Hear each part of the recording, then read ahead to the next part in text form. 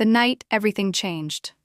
September 12th, 2023. I'm standing in front of my bedroom mirror, smoothing down the sides of a red dress that hugs every curve of my body a little too perfectly. The fabric stops mid-thigh, and the neckline plunges deeper than anything I've worn since my 25th birthday. I turn sideways, examining my silhouette. "Olivia, you still look good for 33, I whisper to myself, running my hands through my freshly highlighted hair. I think, God, it feels amazing to dress like this again. I forgot what it feels like to be sexy instead of just Nathan's wife. My phone vibrates on the dresser. It's Kayla, my college roommate who's back in town after 5 years in Seattle. "Girl, are you ready to party?" Kayla's voice erupts through the speaker. "Apex is the club everyone's trying to get into. My friend manages the place and put us on the list." "Just finishing up," I reply, applying another coat of lipstick. Nathan's downstairs grading papers. He barely looked up when I walked by. "Screw that. Tonight isn't about him. It's about us reliving our glory days." Kayla laughs. I glance at my wedding ring, twisted around my finger twice. "I know, it's just, we haven't been connecting lately. He's always buried in his work. All those student essays from his university classes, like they're more important than me."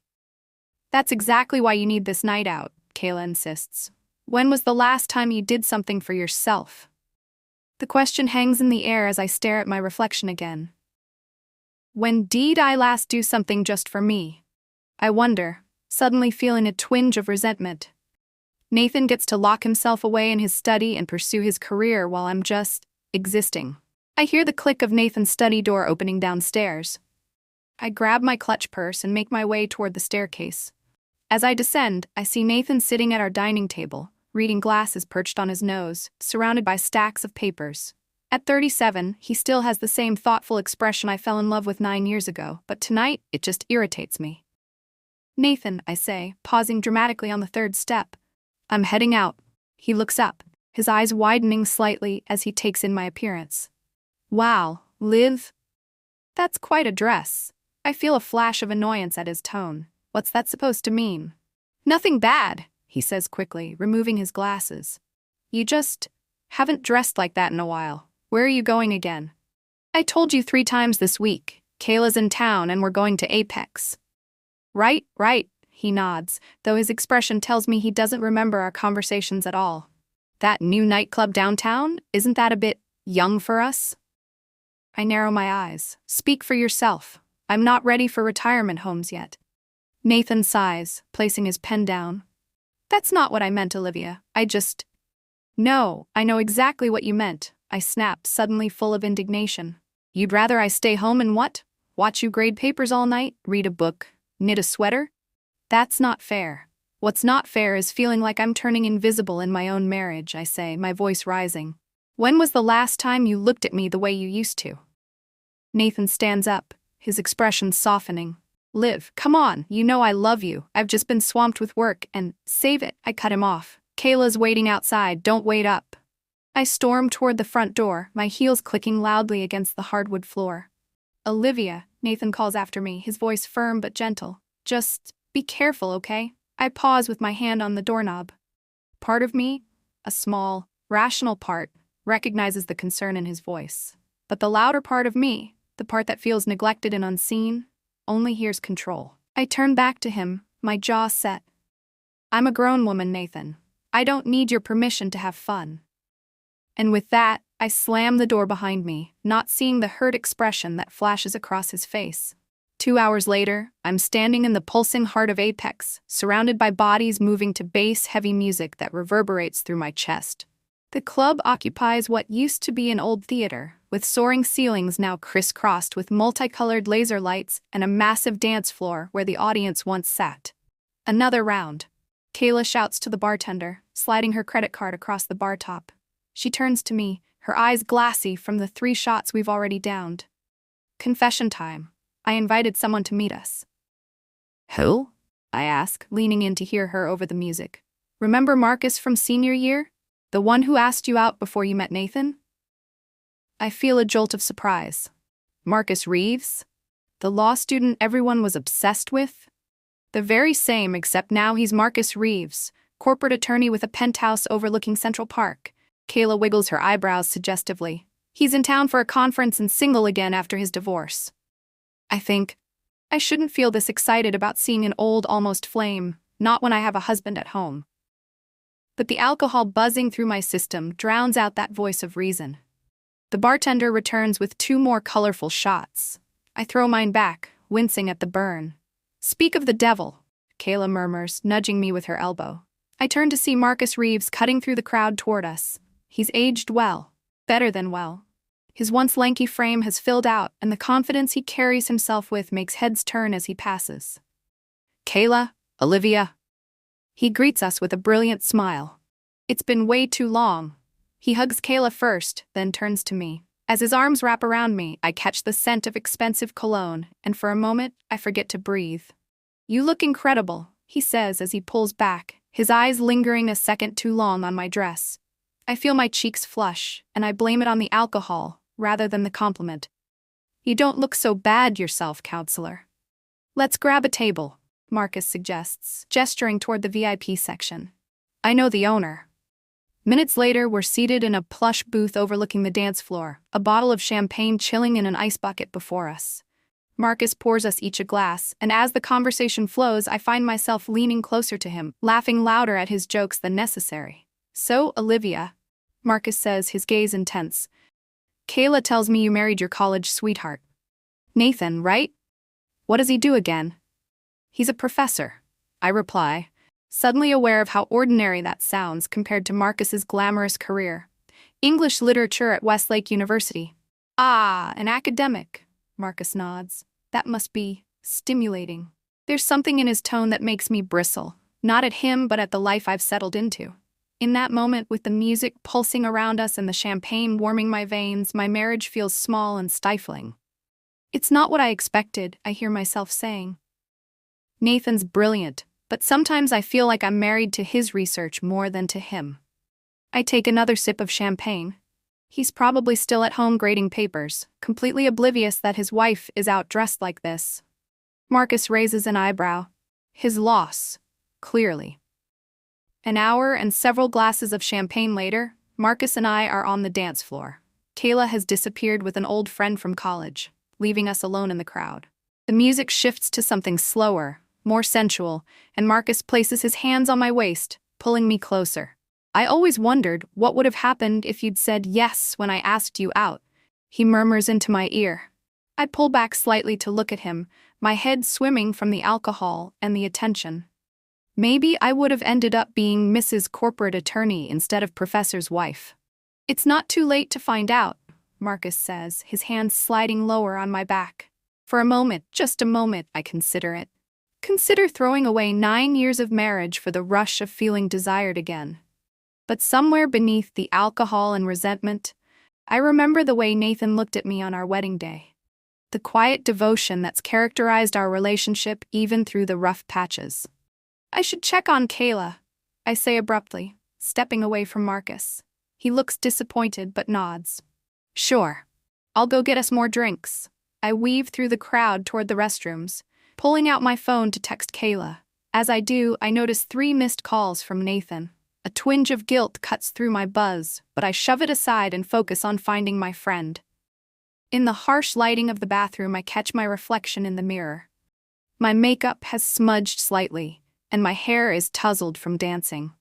I look like a stranger to myself, a woman playing dress-up in clothes that belong to her younger self. What am I doing? I think, suddenly feeling the weight of my behavior. Am I really so unhappy that I'd risk everything for one night of feeling young again? A group of giggling 20-somethings enters the bathroom, casting curious glances my way. One of them whispers something to her friend, and they both laugh.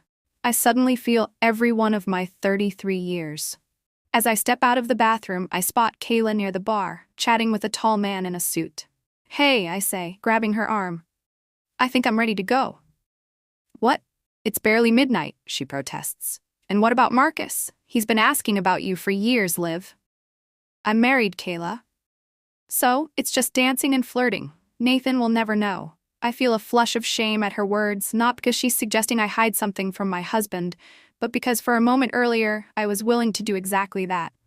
I need some air, I tell her, heading toward the exit. Outside, the cool night air hits me like a splash of cold water. I lean against the brick wall of the club, closing my eyes as the world spins slightly. My phone vibrates in my purse. Nathan again. With shaking fingers, I hit the call button. Liv? His voice sounds relieved when he answers. Are you okay? I'm fine, I reply, trying to sound more sober than I feel. Just needed some fresh air. Do you need me to come get you? The simple offer of help without judgment or accusation makes my throat tighten unexpectedly. No, I'll take a cab, I say. I'll be home soon. I end the call and order a ride through an app. As I wait, Marcus appears at the club entrance. Leaving so soon, he asks, walking over to me. I need to get home, I reply, avoiding his eyes. He steps closer, reaching out to tuck a strand of hair behind my ear. I have a room at the Stratford. It's just around the corner. I step back. I'm married, Marcus. That didn't seem to bother you inside, Gaki points out. The comment stings because it's true. I hadn't been acting like a married woman tonight.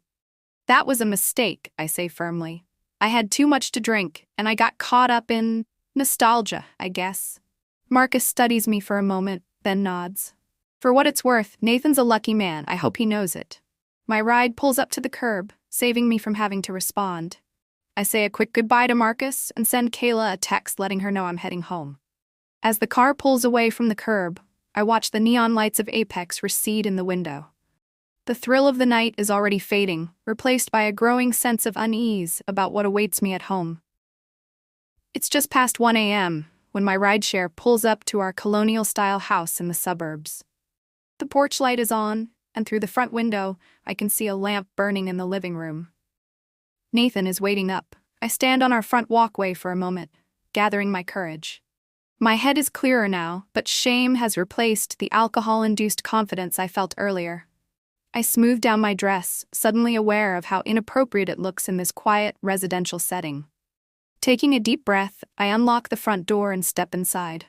Nathan is sitting in his armchair, a book open in his lap, though I can tell he hasn't been reading it. He looks up as I enter, his expression unreadable. Hey, I say, my voice small in the quiet house. Hey, he replies, closing his book. He doesn't get up. I hover awkwardly in the doorway, unsure what to do with myself. You didn't have to wait up. Couldn't sleep, he says simply. His eyes move over me, taking in the red dress, my disheveled hair, the smudged makeup. Did you have fun? There's something in his tone, not accusation, exactly, but a wariness that makes my stomach clench. It was okay, I shrug, trying to sound casual. Too loud, too crowded, not really my scene anymore. Nathan nods slowly. Kayla doing well? Yeah, she's good. Still the same old Kayla. I force a small laugh. Never grew up, I guess. The silence stretches between us, thick with unspoken words. I shift my weight from one foot to the other, wincing as my heels pinch my toes. I'm going to change, I say, desperate to escape the tension. Nathan doesn't respond, just watches me as I make my way toward the stairs. I feel his eyes on my back, and I wonder what he's thinking, if he can somehow see the guilt written across my shoulders. In our bedroom, I peel off the red dress and throw it into the back of the closet, suddenly hating the sight of it. I wash my face, scrubbing away all traces of makeup, and put on my most modest pajamas, an old t-shirt of Nathan's and cotton pants. When I return downstairs, Nathan has moved to the dining room table. A glass of water sits in front of him, untouched. I pour one for myself and sit across from him. Nathan, about tonight, I begin. I saw the photo, he interrupts, his voice quiet. My heart stops. What photo? He slides his phone across the table. On the screen is an Instagram post from Kayla, a picture of me and Marcus on the dance floor, his hands on my waist, my body pressed against his, both of us laughing. The caption reads, "The reunion we've all been waiting for." I feel the blood drain from my face. Nathan, it's not. Marcus Reeves, he says, cutting me off again. I remember him from college, the guy who asked you out right before we met. I swallow hard, unable to look him in the eye. It was just dancing. Kayla ran into him and invited him to join us. It didn't mean anything. Really? Nathan's voice is steady, but I can hear the hurt beneath it. Because from where I'm sitting, it looks like my wife went out dressed like she was single, met up with an old flame, and got close enough to make a spectacle for social media. That's not fair, I protest, though the defense sounds weak even to my own ears. It was one night out. I just wanted to feel, I don't know, alive again. And you can't feel alive with me? The question is so straightforward, so vulnerably honest, that it takes the wind out of my sails. You're always working, I say after a moment. Always grading papers or researching or writing. Sometimes I feel like I'm not even here. So your solution was to dress like that and go dancing with another man? There's no anger in his voice, just profound disappointment, which somehow hurts more. I didn't plan for Marcus to be there, I insist, and nothing happened. We danced, that's all. Nathan takes a deep breath. Did you want something to happen? The question hangs in the air between us.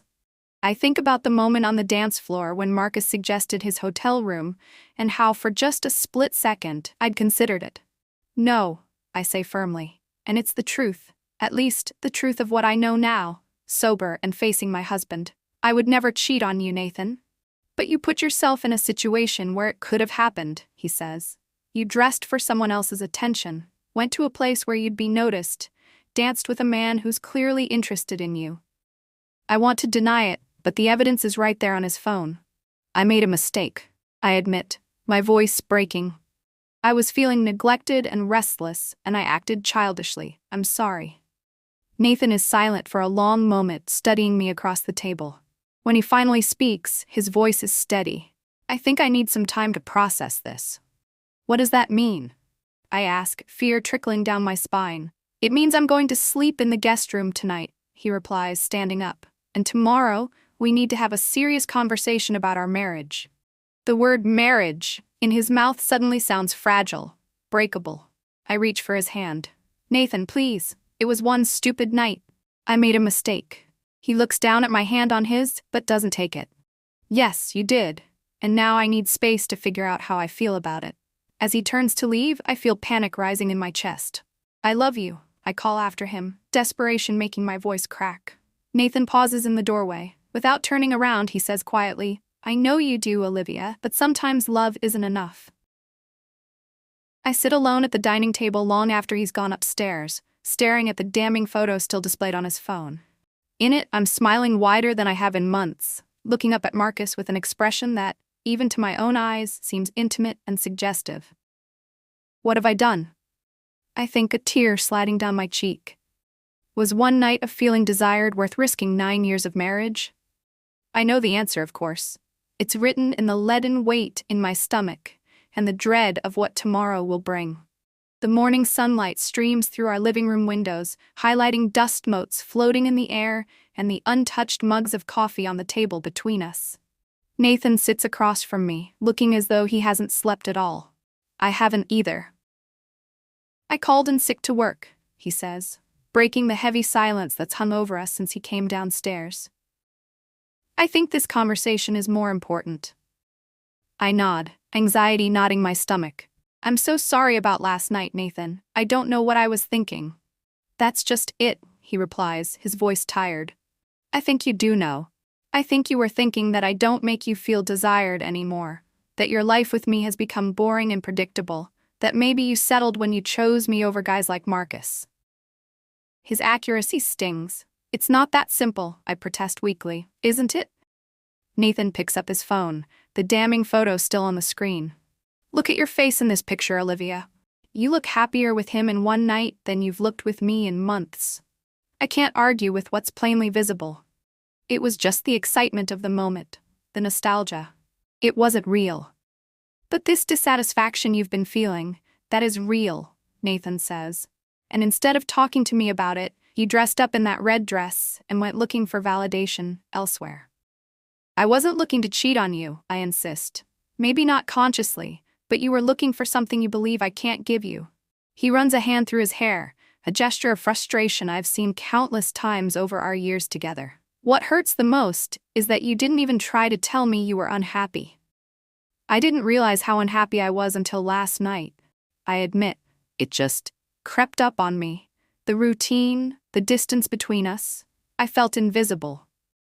So you made sure everyone at that club could see you? Nathan says, a hint of bitterness coloring his words, including an ex who apparently still has feelings for you. He's not an ex, We never dated. That's what you're focusing on right now? Nathan shakes his head in disbelief. Whether or not you technically dated the guy you were pressed up against while wearing a dress designed to draw every eye in the room? I flinch at his description. Put that way, my behavior sounds even worse than I'd imagined. What do you want me to say, Nathan? That I acted like a fool? That I risked our marriage for one night of feeling young and attractive again? Fine. I admit it. I messed up.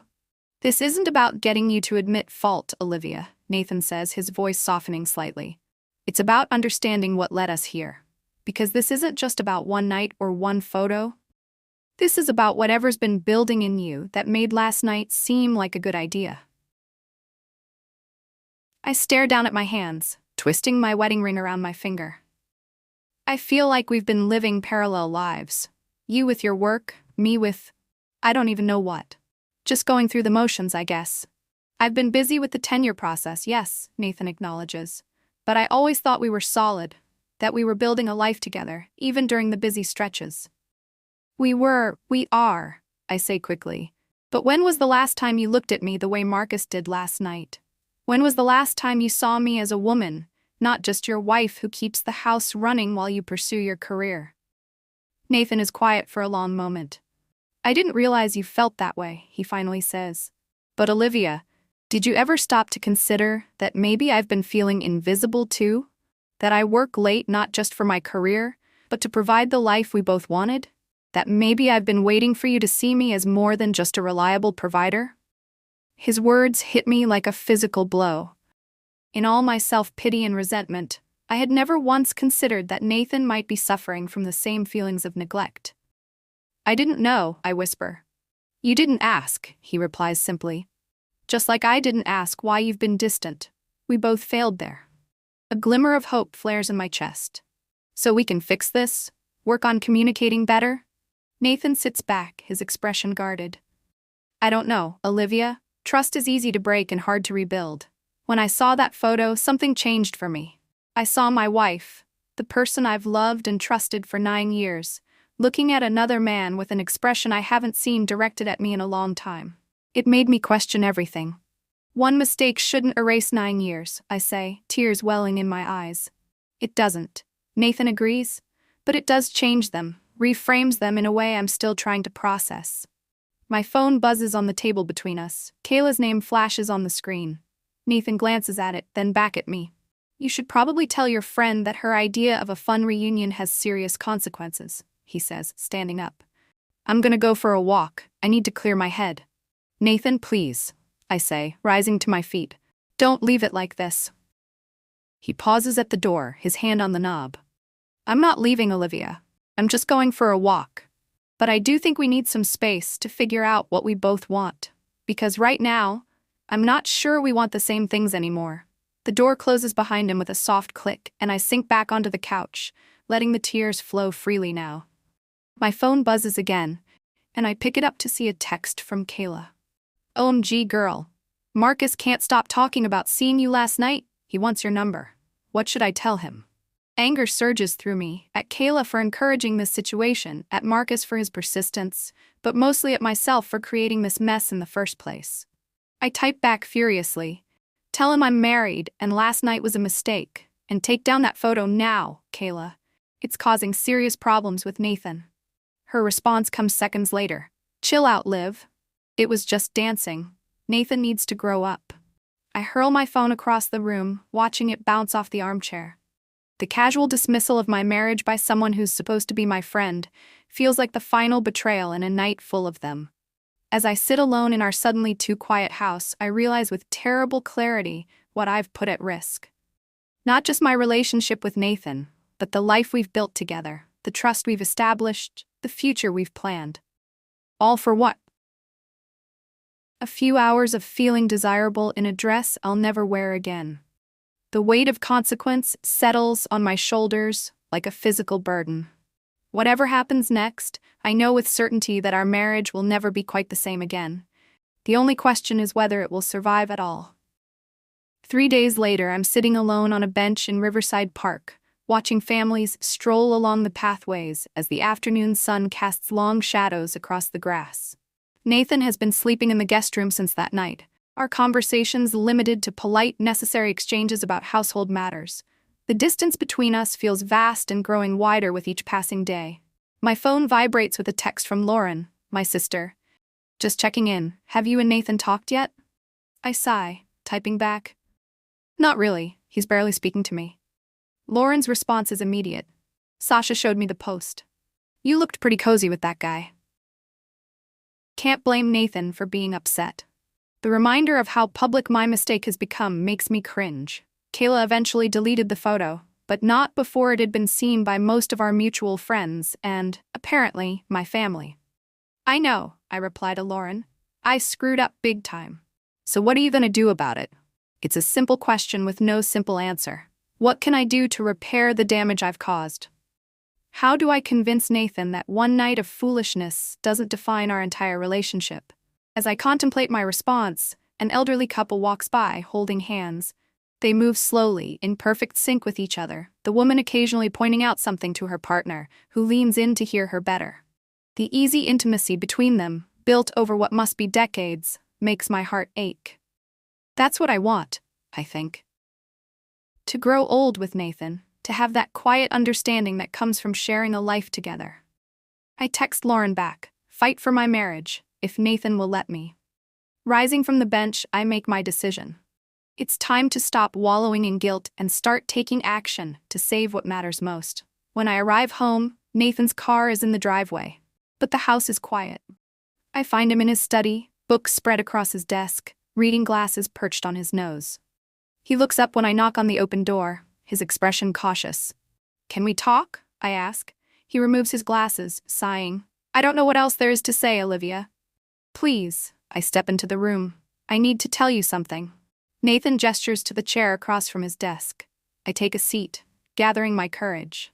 I've been doing a lot of thinking, I begin, about why I did what I did. And I realized it wasn't just about feeling neglected or bored, it was about fear. He tilts his head, questioning. Fear of what? Getting older, losing my identity, becoming invisible as a woman. I take a deep breath. When Kayla came back into town, looking exactly the same as she did in college, still living this carefree, exciting life, it triggered something in me. I started comparing our lives, seeing all the experiences I'd never have because I chose stability and marriage instead. You make it sound like I forced you into this life, Nathan says, a note of hurt in his voice. No, that's not what I mean, I clarify quickly. I chose this life, chose you, and I don't regret that. But somewhere along the way, I started to feel like I was missing out, like youth was slipping away and I hadn't done enough with it. So you tried to recapture it by dressing provocatively and flirting with an old admirer, Nathan says flatly. I wince at his bluntness but nod. Yes, and it was stupid and immature and unfair to you. But Nathan, what I realized is that I don't actually want Kayla's life. I don't want meaningless attention from men in clubs. I want what we had. That partnership, that sense of building something meaningful together. Nathan is silent for a moment, studying me. Past tense, he finally says. He said what we had. Because I'm afraid I've broken it, I admit, my voice cracking. And I don't know if you still want it to. He leans back in his chair, his expression thoughtful. I got a call today, he says, changing the subject abruptly. From Stanford. They're offering me a distinguished visiting professorship for next semester. 4 months in California. The news hits me like a physical blow. You're leaving? I'm considering it, Nathan says. It's a prestigious opportunity, one that could significantly impact my career. And given the current state of our marriage, maybe some time apart would be good for both of us. Time apart, I repeat numbly. You mean a separation. I mean time to think clearly without the daily tension we've been living with, he clarifies. Time for both of us to figure out what we really want. Fear grips my heart. I know what I want, Nathan. I want us. I made a terrible mistake, but I don't want to lose my marriage over one night of stupidity. It's not just about that night, Nathan says gently. It's about what it revealed. You're restless, Olivia, unsatisfied with the life we've built, and I'm not sure I can be what you need anymore. That's not true, I protest. The problem wasn't our life together. It was that we stopped really sharing it. We both got comfortable and complacent. We stopped seeing each other. Nathan seems to consider this. Maybe, he concedes. But the solution to that problem isn't what you did. I know that now, I say earnestly, and I'm willing to do whatever it takes to rebuild your trust. Counseling, more communication, anything. Just please don't give up on us yet. Before Nathan can respond, his phone rings. He glances at it, then back at me. I need to take this. It's the department chair. I nod and stand to leave, pausing at the door. Think about what I said, Nathan. Please. That evening, I sit alone on our back patio, watching the sunset paint the sky in shades of amber and rose. The beauty seems at odds with the turmoil in my heart. I've made my plea to Nathan, laid bare my regrets and my hopes. Now all I can do is wait. The sliding door opens behind me, and Nathan steps out, 2 glasses of wine in his hands. He offers one to me, then takes a seat in the adjacent chair. I've been thinking about what you said, he begins, his voice measured, about how we stopped seeing each other. I nod, hardly daring to hope. I think there's some truth to that, he continues. I've been so focused on my career, on proving myself in academia, that I took for granted what we had at home. I assumed you were happy because I was working toward our future. And I assumed you'd rather be with your books than with me, I admit. We both made assumptions instead of talking to each other. Nathan takes a sip of his wine, his gaze fixed on the horizon. I'm still hurt, Olivia. When I saw that photo, it felt like someone had punched me in the stomach. The way you were looking at him. It wasn't real, I say quietly. It was alcohol and nostalgia and insecurity, all mixed together. What we have, that's real. 9 years of building a life together, that's real. Nathan turns to look at me directly. If we're going to move forward, things need to change. We need to be honest with each other, even when it's uncomfortable. We need to prioritize our relationship over everything else. My heart leaps at his words. Does that mean you're willing to try? It means I'm not ready to throw away 9 years without a fight, he says. But I'm also not turning down Stanford. I think the time apart might actually be good for us, a chance to remember who we are as individuals and why we chose to be together in the first place. It's not the answer I was hoping for, but it's not a definitive end either. 4 months is a long time, I say. It is. Nathan agrees. But if our marriage is strong enough, it will survive the distance. And if it's not? He leaves the thought unfinished. Then what happens now? I ask. Fear and hope bat.